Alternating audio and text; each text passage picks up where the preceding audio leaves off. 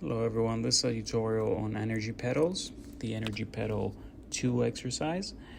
Same as with the energy pedal 1 exercise, you have two instruments. Your left one is going to be the bipolar cautery, which is used on those dumbbell shaped thingies that appear on the screen, and it corresponds to the left button, to the leftmost button on your right leg.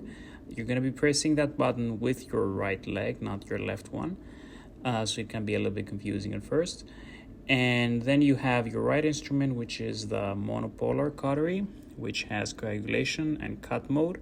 Coagulation mode is used on the big balls, and the monopolar cut mode is used on the small balls on the screen.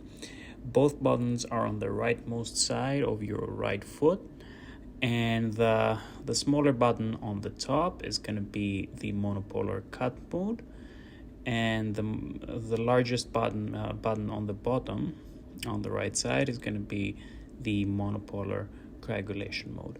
There's not much else to explain besides be sure to have a firm grip before applying cautery, and always make sure you're not applying cautery without having any object grasped with your instrument, so that, and I mean, once you ligate the structure, you're no longer applying cautery, because then you can inadvertently injure adjacent structures.